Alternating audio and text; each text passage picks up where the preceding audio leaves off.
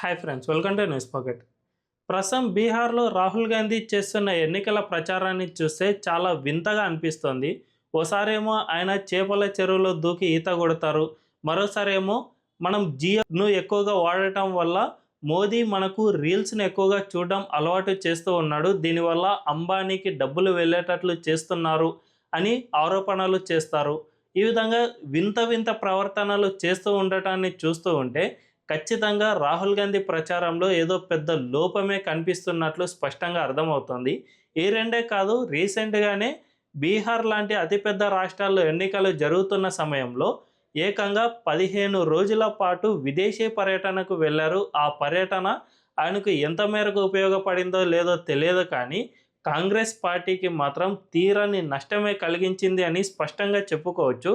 ఎందుకంటే బీహార్లో ఆర్జేడీ పార్టీతో ఆ పార్టీ పొత్తు పెట్టుకుంది కాబట్టి ఈ పొత్తులో భాగంగా ఎక్కువ సీట్లను బార్గెనింగ్ చేయాల్సిన పరిస్థితుల్లో ఆ టైంలో రాహుల్ గాంధీ విదేశీ టూర్కు వెళ్ళడం అందరినీ ఆశ్చర్యపరిచింది.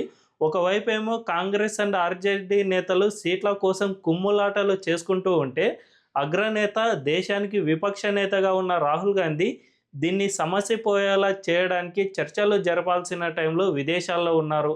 అంతేకాకుండా ఆయన ఎట్టకేలకు 15 రోజుల పాటు అక్కడ పర్యటించి ఆ తర్వాత మన ఇండియాకు తిరిగి వచ్చారు. ఆ తర్వాత కూడా ఆయన చేసిన ప్రచారంలో అసలు ఎటువంటి ఫైర్ కూడా కనిపించడం లేదు. దీన్ని బట్టి చూసుకుంటే ఆయన ఖచ్చితంగా ఎన్నికల ప్రచారంలో ఎక్కడో వెనకబడుతున్నట్లయితే అర్థమవుతుంది. తాజాగా ఆయన ప్రచార శైలిని చూసుకుంటే ఓసారేమో చేపల చెరువులో దూకి ఈత కొట్టారు. దాన్నే కాంగ్రెస్ సోషల్ మీడియా పెద్ద ఎత్తున ప్రచారం చేయాల్సిన పరిస్థితి ఏర్పడింది. ఎందుకంటే ఆయన నుంచి అంతకంటే ఎక్కువగా ఆశించలేం అనే నైరాశ్యం వారిలో స్పష్టంగా కనిపించింది. సో రాహుల్ గాంధీ ఈత కొట్టగలరు, చేపల్లో అంటే చేపల్లోనే చెరువులో కూడా ఆయన స్విమ్మింగ్ చేసి చేపలను పట్టారు, వారితో మాట్లాడారు అనే విధంగా పెద్ద ఎత్తున పిఆర్ చేయాల్సి వచ్చింది. సో జనరల్గా ప్రజలు ఆయన చేపలు పట్టినంత మాత్రాన వారి సమస్యలు అడిగి తెలుసుకుని వారికి ఎటువంటి పరిష్కారం కల్పిస్తారు అనే విషయంపై ఆయన ప్రచారం జరిపి ఉంటే దీనికి కాస్త వ్యాలిడిటీ ఏర్పడేది. కానీ ఆయన జస్ట్ ఆ చేపల చెరువులో ఈత కొట్టారు, ఆ తర్వాత బయటకు వచ్చారు, వారితో కొద్దిగా మాట్లాడారు, అంతే తప్ప వారికి ఎటువంటి హామీలు ఇవ్వలేకపోయారు. ఆ తర్వాత ఆయన జరిపిన సభల్లో కూడా రీసెంట్గా ఇండియన్ యూత్ ఎక్కువగా రీల్స్ను స్క్రోల్ చేస్తూ ఉన్నారు. ఇన్స్టా, యూట్యూబ్ ఇలాంటి సోషల్ మీడియాలో ఎక్కువగా రీల్స్ చూస్తూ ఉన్నారు. సో ఈ విధంగా రీల్స్ చూడటాన్ని మోదీనే స్వయంగా ప్రోత్సహిస్తూ ఉన్నారు. ఎందుకంటే ఆయన ఫ్రెండ్ అయిన అంబానీకి ఎక్కువగా డబ్బులు రావాలంటే ఇండియన్ యువత రీల్స్ను స్క్రోల్ చేయాలి, అందువల్లనే మోదీ మిమ్మల్ని ప్రోత్సహిస్తున్నాడు. సో మోదీ ట్రాప్లో మీరు పడకండి, రీల్స్ చూడకండి, తద్వారా అంబానీ లాస్లోకి వెళ్ళిపోతాడు అనే విధంగా ఆయన ఒక బహిరంగ సభలో మాట్లాడారు. నిజానికి ప్రస్తుతం మన దేశంలో అంబానీ జియో లేకపోతే ఎయిర్టెల్ వాడే పరిస్థితిలో మనం ఉన్నాం.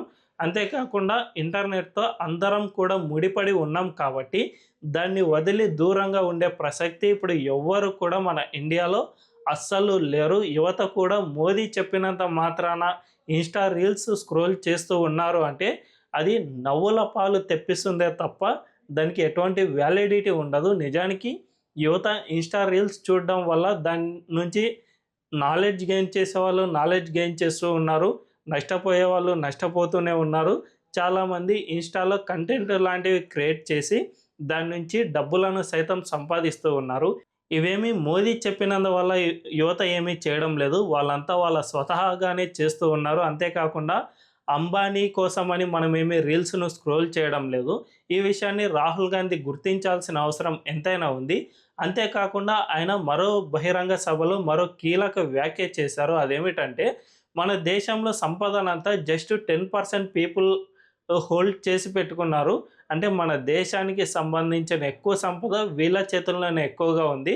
వీళ్ళు మన ఇండియన్ గవర్నమెంట్పై ఆధిపత్యాన్ని కలిగి ఉన్నారు. సో ఈ అగ్రవర్ణాలకు సంబంధించిన వాళ్ళే ఎక్కువగా మన ఇండియన్ బ్యూరోక్రసీలో అండ్ లాయర్లు గాను, దీంతోపాటు ఆర్మీలో కూడా ఎక్కువగా అగ్రవర్ణాల వాళ్ళే ఉన్నారు. బీసీలు, వెనుకబడిన తరగతులు, ఎస్సీ, ఎస్టీలు వీళ్ళెవరూ కూడా బ్యూరోక్రసీలో అంతగా లేరు అని రాహుల్ గాంధీ స్పష్టంగా ప్రకటన చేశారు. అయితే ఇందులో ఎంత పెద్ద తప్పిదం ఉందో ఆయనకైనా అర్థం కావాల్సిన అవసరం ఉంది. ఎందుకంటే మన దేశంలో అంబేద్కర్ రాసిన రాజ్యాంగంలోనే బీసీలకు, ఎస్సీ, ఎస్టీలకు రిజర్వేషన్లు కల్పించారు. ఫస్ట్ ఎస్సీ, ఎస్టీలకు రిజర్వేషన్లు ఉండేవి. ఆ తర్వాత మండల్ కమిషన్ ఇలాంటి ఉద్యమాల తర్వాత బీసీలకు సైతం రిజర్వేషన్లు వచ్చాయి. సో ఈ రిజర్వేషన్ల దామాషా ప్రకారమే మన దేశంలో అన్ని వర్గాల వారికి ఈక్వల్గా అవకాశాలు రావాలనే ఉద్దేశంతో అందరికీ కూడా రిజర్వేషన్లను కల్పించి బీసీ, ఎస్సీ, ఎస్టీలు అండ్ అగ్రవర్ణాలు అందరూ కూడా ఈక్వల్ రేషియోలో ఉండే విధంగా మన ఇండియన్ రాజ్యాంగం ఉంది. సో రాహుల్ గాంధీ ఇటువంటి వ్యాఖ్యలను చేయడం వల్ల ఇండియన్ రాజ్యాంగాన్ని నేను నమ్మడం లేదు అనే విధంగా ఏమైనా చెప్పదలుచుకున్నారా అనే అనుమానం సైతం కలుగుతోంది. ఎందుకంటే మన బ్యూరోక్రసీలో బీసీలు ఉన్నారు, ఎస్సీ, ఎస్టీలు అందరూ కూడా ఉన్నారు. అందరూ స్పష్టంగా పనిచేస్తూ ఉన్నారు. అంతేకాకుండా ఇండియన్ ఆర్మీలో సైతం కేవలం అగ్రవర్ణాలు మాత్రమే లేరు. ఎస్సీ, ఎస్టీ, బీసీ అండ్ మైనారిటీలు సైతం ఉన్నారు.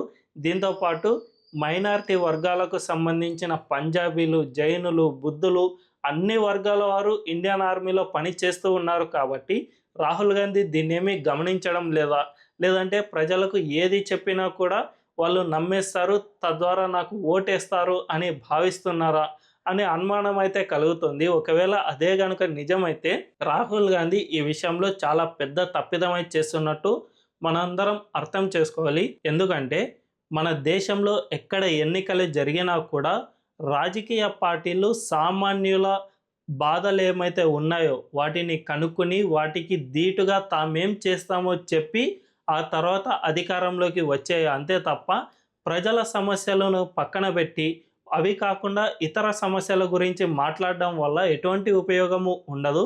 మనందరికీ తెలుసు బీహార్లో కాస్త ఇన్ఫ్రాస్ట్రక్చర్ అనేది, దీంతోపాటు గూండాయిజం, రౌడీయిజం ఇలాంటివి ఇంకా ఉన్నాయి. సుశాసన్ బాబుగా పేరు తెచ్చుకున్న నితీష్ కుమార్ హయాంలో కూడా ఇలాంటివి ఇంకా కొనసాగుతూ ఉన్నాయి. కాబట్టి వీటిని గనక బేరీజు వేసుకుని, అంటే వీటిని బేస్ చేసుకుని రాహుల్ గాంధీ ఎన్నికల ప్రచారం చేసి ఉంటే ఖచ్చితంగా ఆయనకు ప్లస్సే అయ్యి ఉండేది. అంతేకాకుండా నిత్యావసరాల ధరలు ఇలాంటి వాటివి ఎన్నో ప్రజా సమస్యలు ఉన్నాయి. వీటన్నిటిని వదిలేసి ప్రజలకు ఎటువంటి సంబంధం లేని అంబానీ, అదానీ అని చెప్పడం, దీంతోపాటు ఇప్పటికే ప్రభుత్వ ఉద్యోగాలు సంపాదిస్తున్న యువత ముందు 10% అగ్రవర్ణాలకు మాత్రమే ప్రభుత్వ ఉద్యోగాలు దక్కుతున్నాయని చెప్పడం వల్ల రాహుల్ గాంధీకి ఒరిగేది ఏమీ ఉండదు.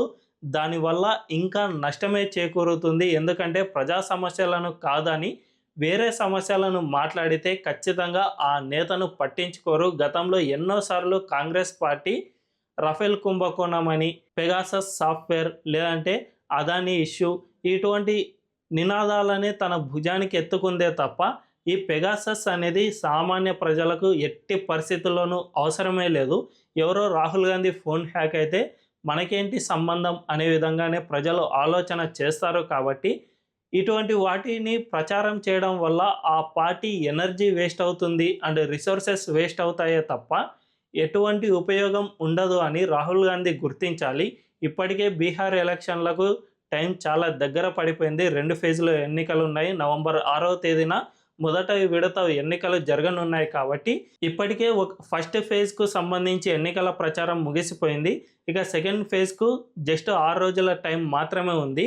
ఈ 6 రోజులనైనా రాహుల్ గాంధీ స్పష్టంగా పకడ్బందీగా ఉపయోగించుకుని మొత్తం ప్రచారాన్ని చాలా పకడ్బందీగా చేస్తారా, లేదంటే ఇక్కడ కూడా ఇటువంటి పేలవమైన వ్యాఖ్యలే చేసి ప్రజా సమస్యలకు దూరంగా వెళ్ళి ఆయన మానాన ఆయన ప్రచారం చేసుకుంటాను అని గనుక ఆయన ముందుకు సాగితే ఖచ్చితంగా హర్యానా, మహారాష్ట్ర లాంటి ఎన్నికల ఫలితాలే ఇప్పుడు కూడా రిపీట్ అయ్యే అవకాశం లేకపోలేదు. మరి ఈ విషయాన్ని కాంగ్రెస్ పార్టీ అండ్ రాహుల్ గాంధీ గుర్తిస్తే బాగుంటుందని మనందరం కోరుకుందాం. ఈ వీడియో కనుక మీకు నచ్చినట్లయితే ఖచ్చితంగా మా ఛానల్ను సబ్స్క్రైబ్ చేసుకోండి అండ్ బెల్ ఐకాన్ను క్లిక్ చేయడం అస్సలు మర్చిపోవద్దు.